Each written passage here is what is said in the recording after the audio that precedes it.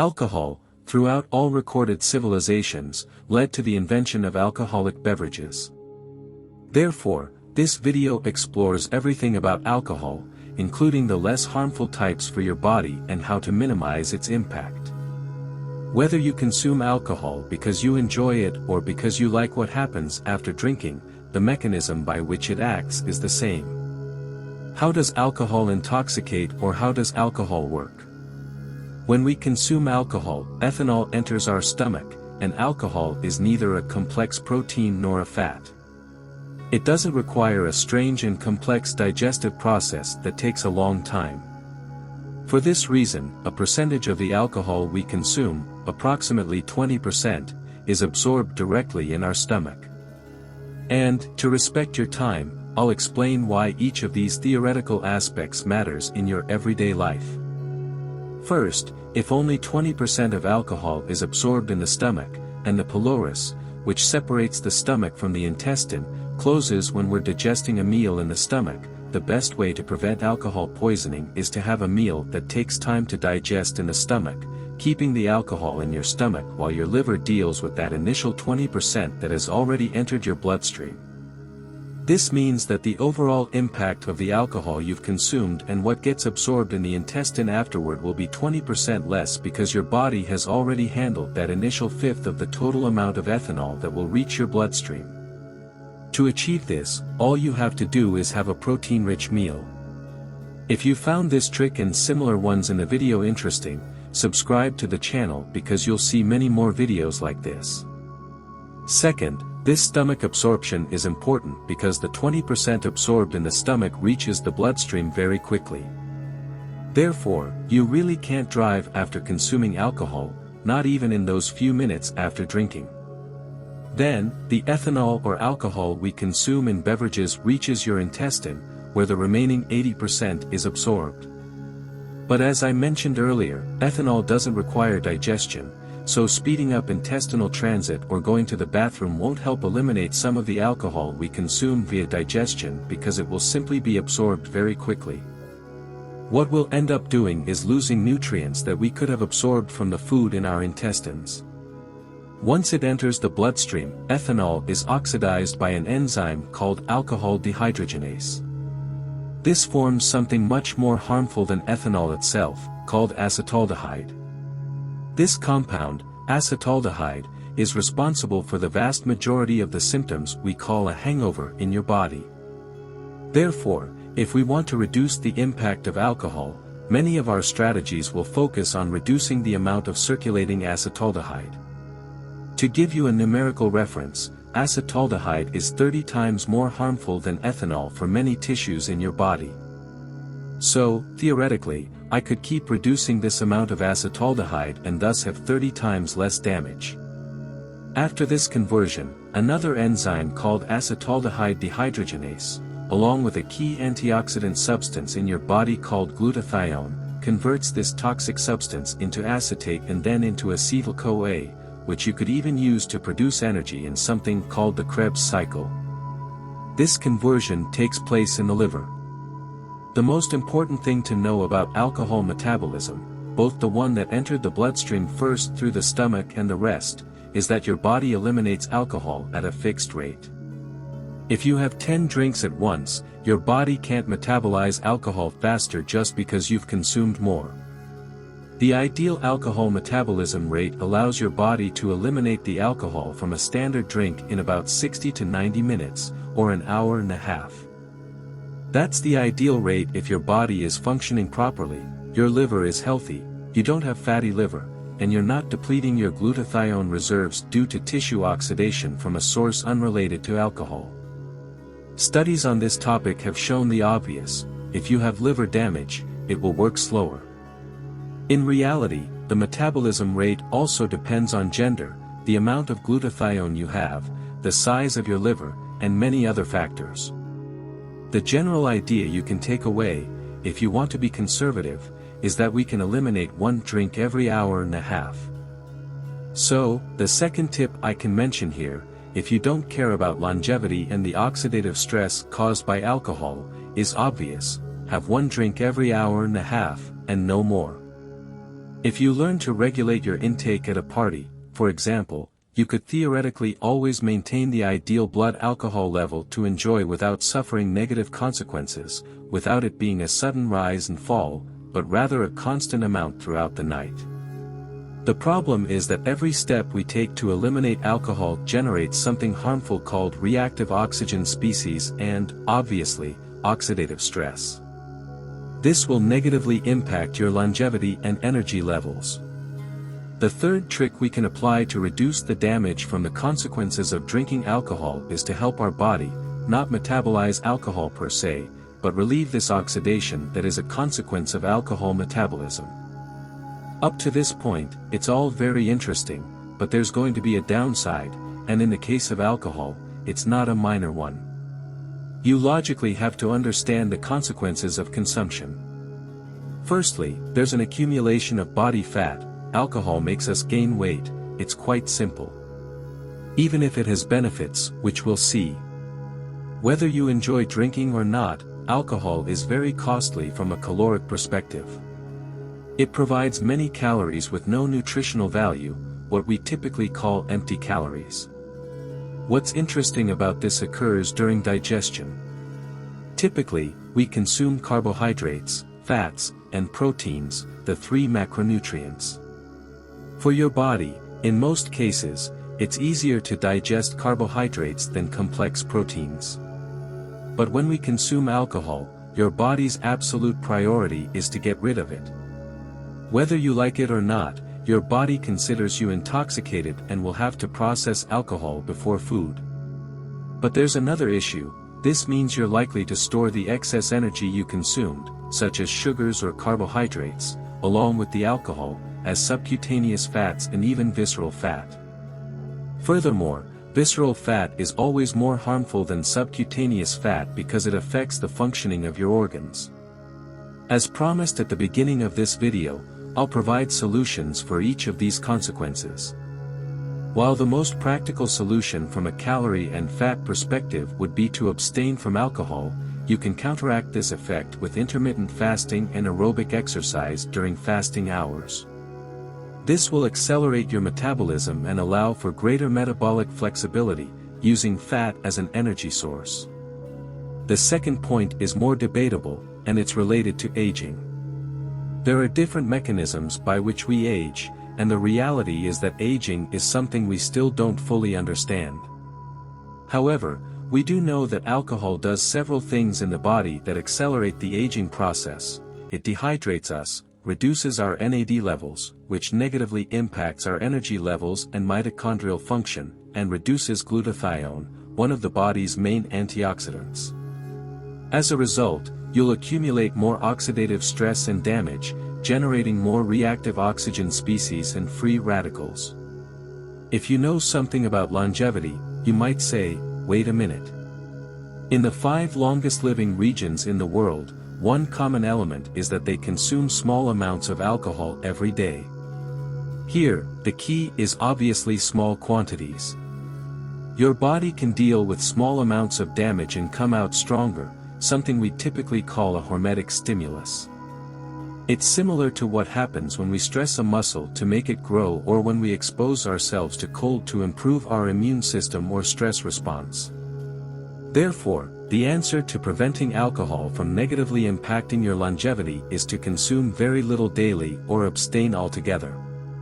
However, since most people consume large amounts during social events over a weekend, we'll focus later on mitigating the damage after you've consumed alcohol to minimize its impact on your life expectancy.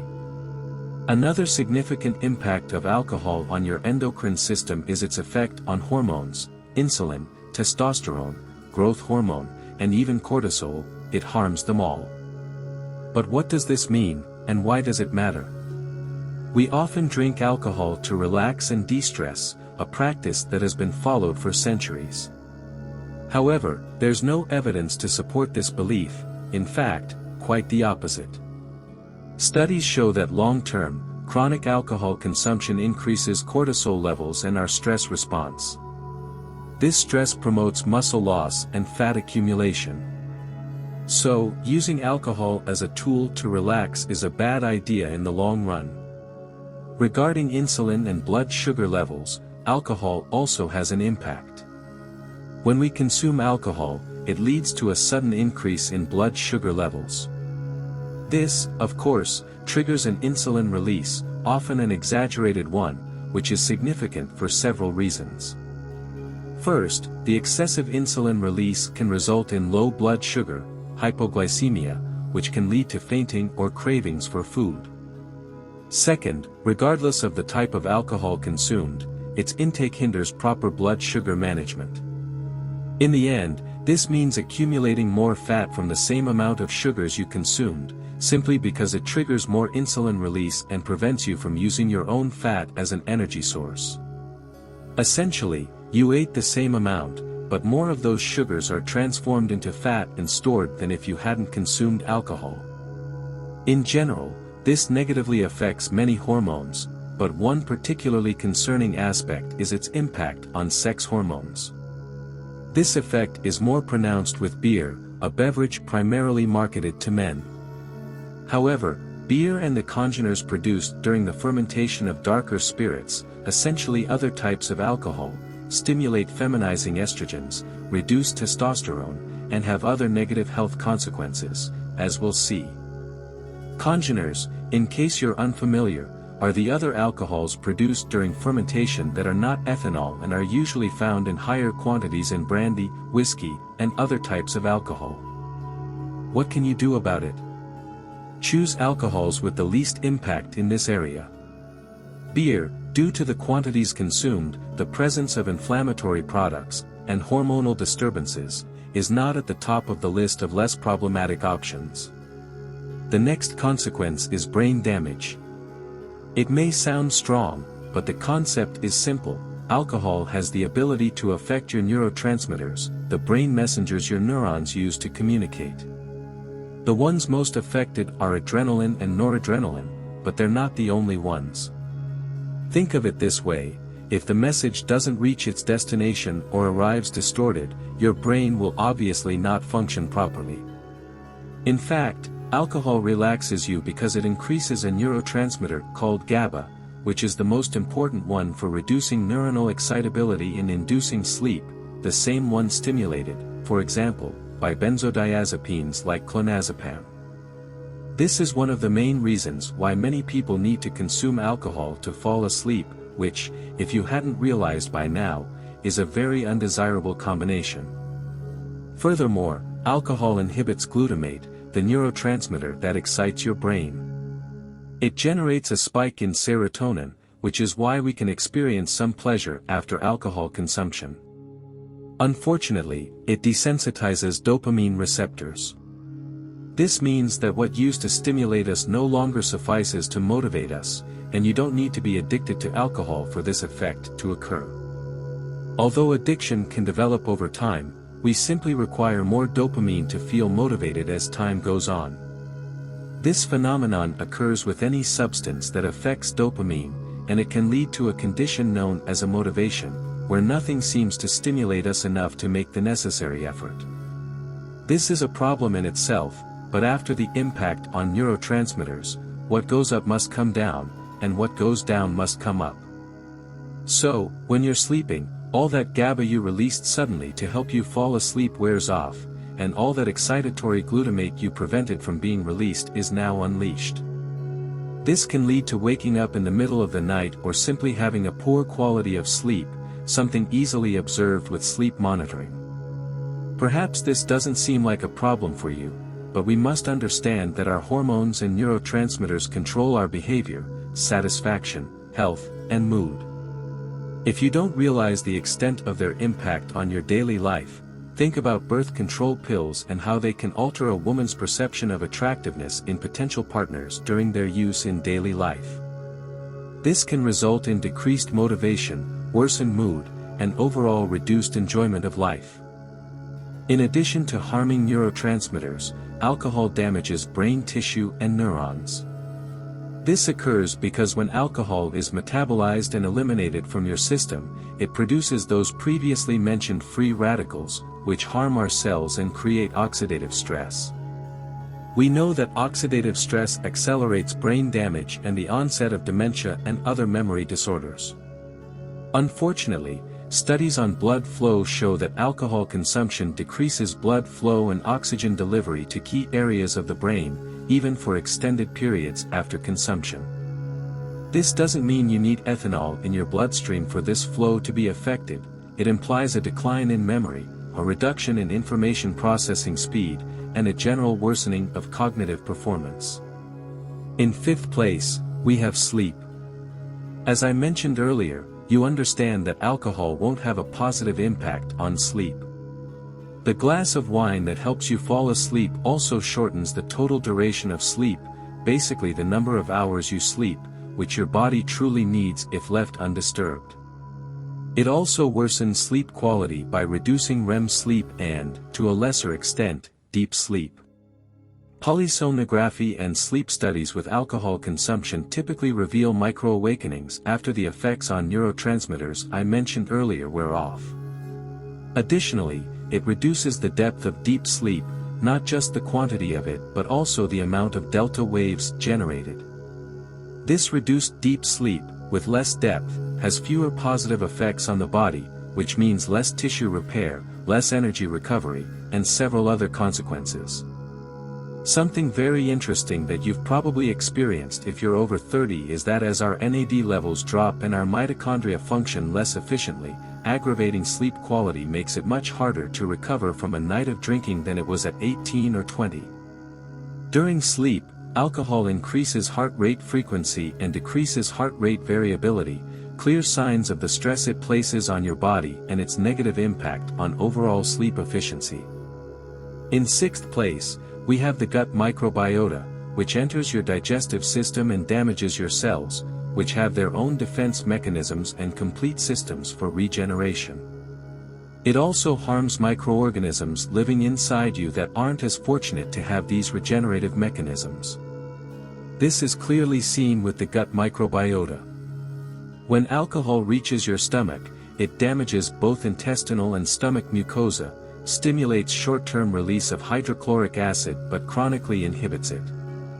The small intestine becomes more permeable due to the damage to your barrier, allowing substances to enter your bloodstream that shouldn't be there in the first place, causing your immune system to be constantly compromised as it responds to this influx and becomes depleted. This chronic damage is why it's common to find chronic drinkers with small intestinal bacterial overgrowth or even fungal overgrowth. This leads to more release of harmful substances by an unhealthy gut microbiota, such as endotoxins, and even makes it more difficult for you to manage sugar properly, which was already hindered as I explained earlier. Imagine dealing with these increased endotoxins, free to enter your bloodstream, and a compromised immune system. It's not a great combination for staying healthy and avoiding long-term pathologies. Add stress to the mix, and you have the complete package. I understand that this might seem like a lot to be concerned about, but let's explore solutions and alternatives to help you offset most of this damage and understand how to improve or prevent it based on your experiences. The first issue you've likely encountered after consuming alcohol is the hangover. Essentially, a hangover is a collection of symptoms ranging from fatigue, headaches, nausea, and vomiting to brain fog, diarrhea, dizziness, muscle pain, or weakness. The combination of symptoms is caused by several factors I mentioned earlier: alcohol metabolites, primarily acetaldehyde, neurotransmitter imbalances, dehydration, and also impure alcohols in lower quality alcoholic beverages. Impure alcohols are more concentrated in poorly distilled beverages, which means that a lower quality alcoholic drink will result in a worse hangover than a high quality one. However, hangovers can be exacerbated by substances you consume, such as the congeners I mentioned earlier, sugar consumption, and, on the other hand, sulfite consumption. Historically, sulfites were associated with worsening hangovers, but there isn't much evidence for this nowadays. Nevertheless, about 1% of the population is allergic to sulfites, and the release of histamine and the consumption of these substances could potentially worsen hangover symptoms, although it's quite rare. Congeners, As I mentioned before, are other types of alcohols found in red wine and other dark spirits, and one of these congeners is methanol, which is metabolized into formaldehyde, an extremely toxic substance for your body that likely plays a significant role in generating hangover symptoms. On the other hand, the sugar we consume along with alcohol can worsen hangovers because it can mask alcohol consumption, leading to overconsumption. It can exacerbate dehydration and slow down alcohol metabolism in the liver. Now, the obvious question you might be asking is, if you plan to continue drinking alcohol but want to avoid experiencing a hangover, how much alcohol can you consume without experiencing hangover symptoms? Indeed, there have been studies on this topic that determine something called the hangover threshold. This threshold exists under normal conditions and tells us how much alcohol we can consume without suffering from an intense hangover or significant symptoms. The number I'm about to provide is not advice, it's simply the amount we can tolerate without a severe hangover. The hangover threshold is 1 gram of alcohol per kilogram of body weight. For reference, a standard drink contains 14 grams of alcohol. This means that an average person can consume about 5 standard drinks before experiencing a very intense hangover the next day. However, this is a general rule, and many factors can impact how alcohol affects our bodies, including our genetics, weight, gender, health, whether we eat, and many more. There's another crucial aspect that determines whether we can finish a bottle or get dizzy with a glass of wine, our DNA. We can measure our genes and assess, based on the results, whether we have a higher or lower risk of producing acetaldehyde. This doesn't mean you have to measure your DNA and alcohol response, but it can provide more information about how you specifically respond. For example, whether you'll flush after consuming alcohol, if you'll experience vasodilation, if you have increased cardiovascular risks, and so on. In fact, we can measure many of the enzymes that alcohol uses to convert into acetaldehyde and then eliminate toxins to understand how quickly we can metabolize them. Furthermore, what we choose to drink can really make a difference. In general, the purer the fermentation and the final product, the healthier the alcohol is for us because it doesn't contain congeners like the ones I mentioned earlier and other substances. Wine and beer contain sulfites or yeast, which means that in terms of harmful substances concentration, vodka contains the least, followed by gin, tequila, whiskey, and more in wine and beer. The obvious advantage of wine and beer is that they usually involve much lower total alcohol consumption. Here, the biggest problem is with whiskey and other dark, high-proof spirits because they bring the worst of both worlds, high levels of congeners that worsen alcohol symptoms and high alcohol content. If you consume beer, your best option, though not popular, is gluten-free beer. This has nothing to do with whether you are sensitive to gluten or not, it has to do with the fact that beer itself generates permeability due to gliadin peptides. There are several things to consider. First, if you're looking to lose weight, you need to know that alcohol has an average of 7 calories per gram. Second, to follow a well-done ketogenic diet, you'll need to avoid alcohol. And if you still want to drink, I have good news. There are alcohol alternatives like 1,3-butanediol, which is an alcohol but quite different from the ethanol we've all consumed at some point. This alcohol was originally studied by NASA and has 2 good characteristics. On one hand, it produces a similar effect to classic alcohol when consumed. But on the other hand, when your body has to eliminate it, instead of converting into acetaldehyde, which causes hangover symptoms and is quite harmful, or into other harmful congeners, it transforms into beta-hydroxybutyrate. If you know about the ketogenic diet, you probably remember that beta-hydroxybutyrate is one of the main ketone bodies that the body can use as an energy source. It has positive effects such as reducing blood sugar, cholesterol, appetite, being protective, and helping with weight loss.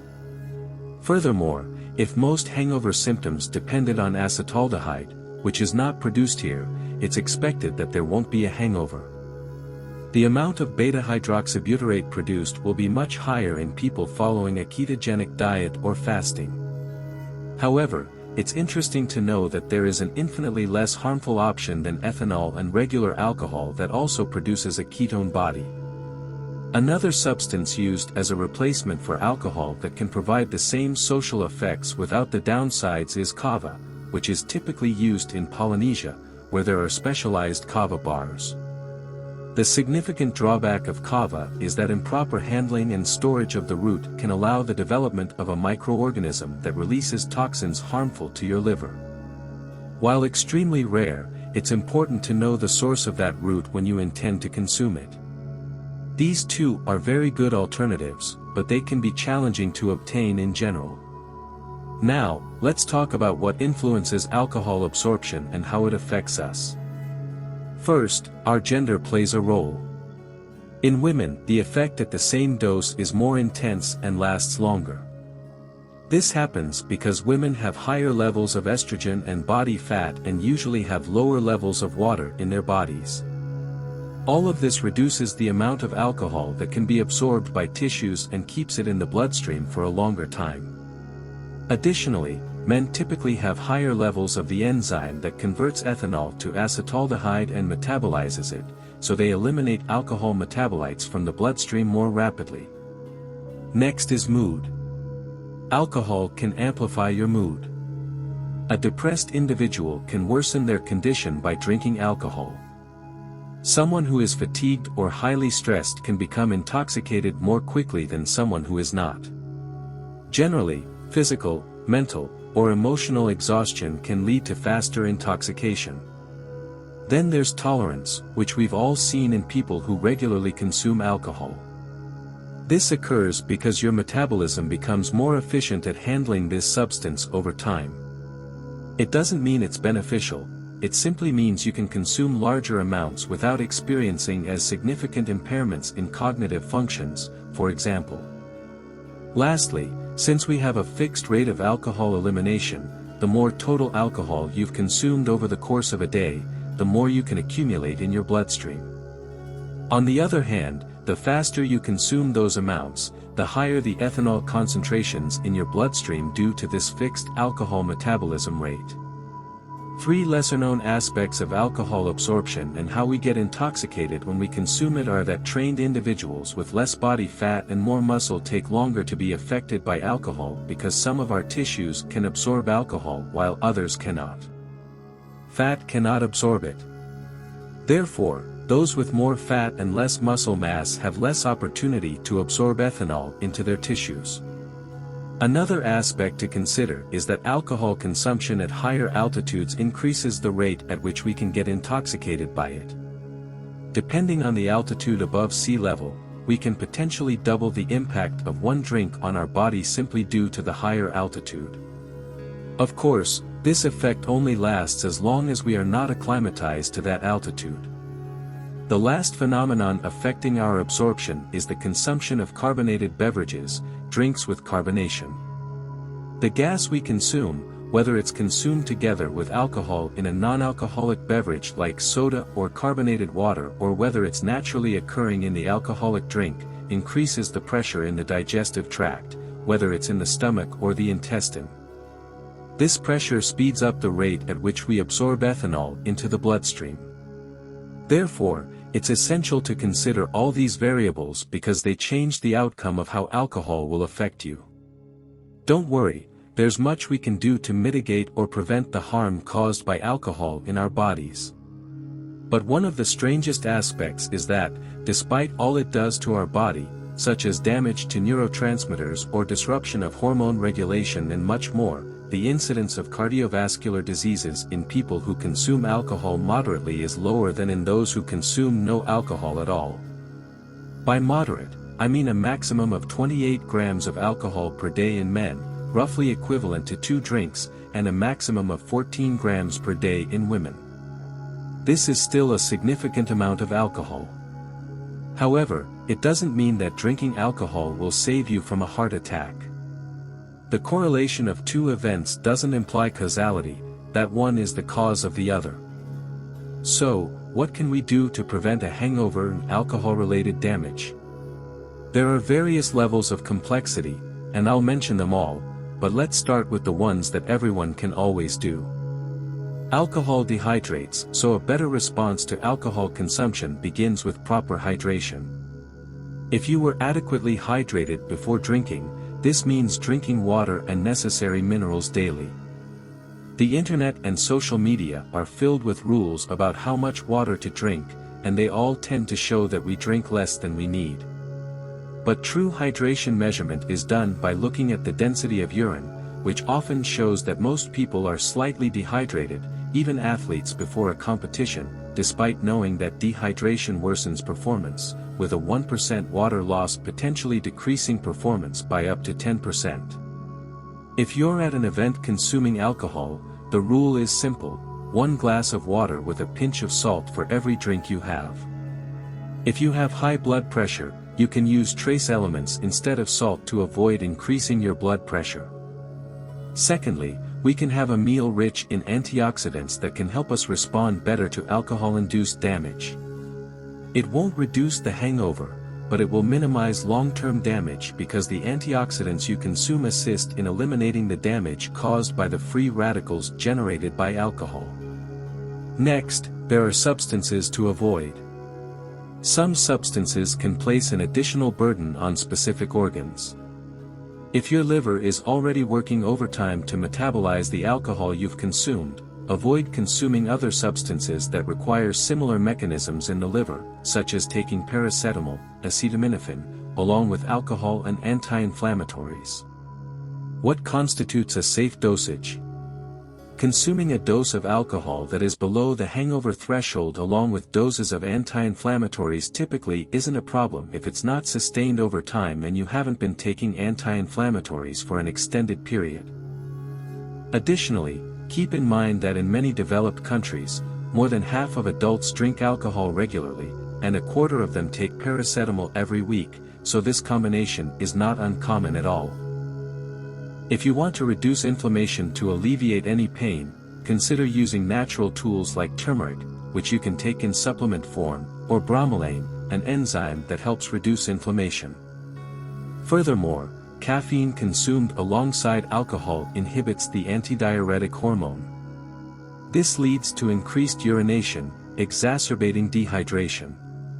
If you plan to have something before consuming alcohol without mixing it with coffee beforehand, you can choose a beverage like green tea, which will have a lesser effect on dehydration.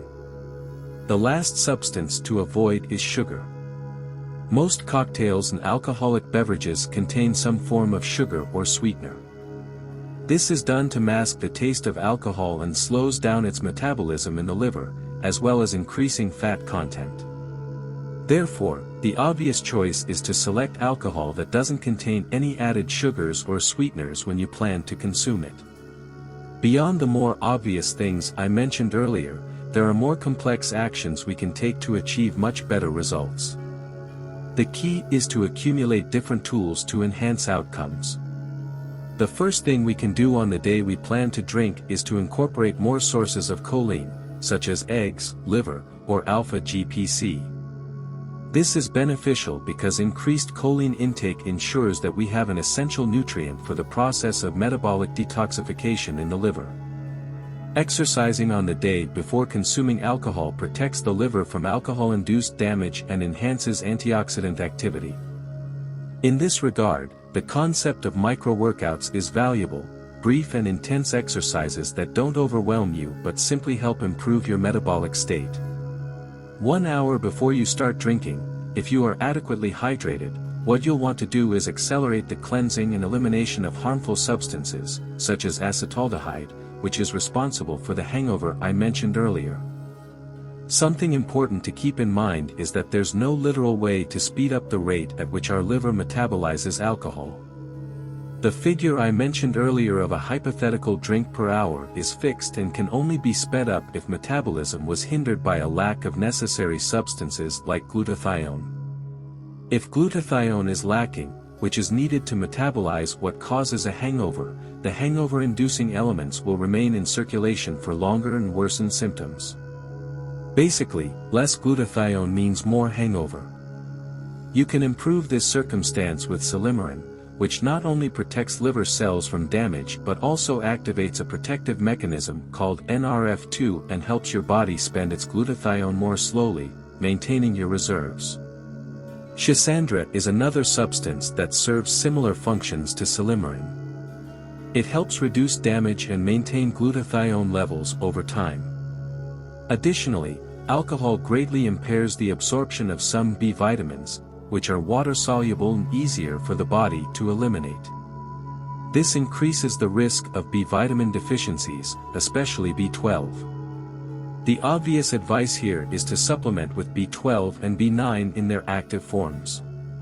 Unfortunately, this means that if you have a vegan diet, which already carries a high risk of these deficiencies, especially after 2 or 3 years of following it, and you consume alcohol regularly, you should either measure your B12 levels in the blood or supplement it. Other important substances include zinc, which cushions the suppression of the immune system that occurs after alcohol consumption and is necessary for the enzyme that eliminates acetaldehyde, and vitamin C, which acts as an antioxidant.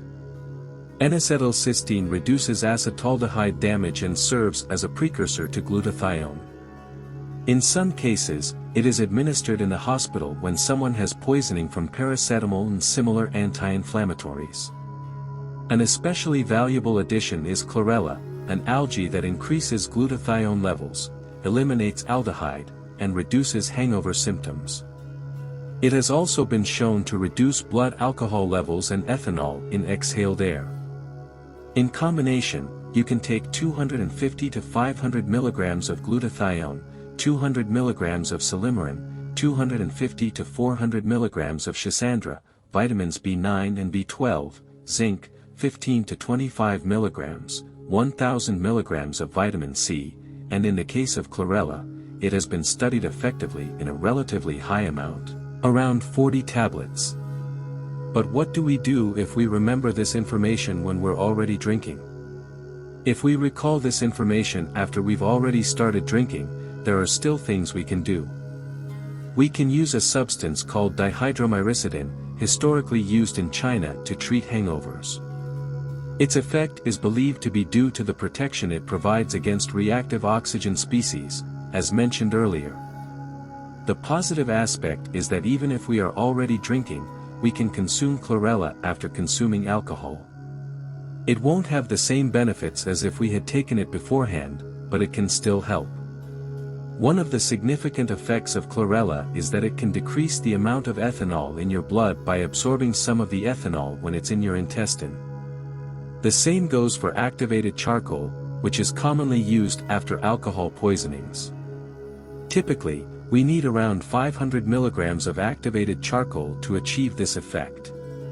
However, activated charcoal has a significant downside in that it not only stops the absorption of ethanol but also many nutrients, so it's not the first choice. It's important to remember that alcohol inhibits the secretion of melatonin in the brain, negatively affecting sleep and also impeding the release of testosterone and growth hormone. This is due to alcohol's effects on neurotransmitters, especially GABA. Inhibition of melatonin is one of the reasons why sleep quality is affected when we consume alcohol. We could take melatonin to compensate for this, but only close to bedtime and without significantly altering our circadian rhythm. It's not recommended to take melatonin at 5 in the morning. There are alcohol replacements we can use, and they also have benefits. We can take many measures to mitigate the damage caused by alcohol consumption. Furthermore, there is evidence that moderate or small daily amounts of alcohol consumption appear to reduce the risk of cardiovascular problems and are associated with longevity.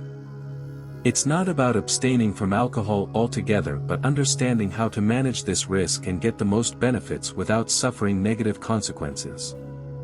Apply these tips to be able to enjoy alcohol in your everyday life without paying a high price and, at the same time, improve your quality of life.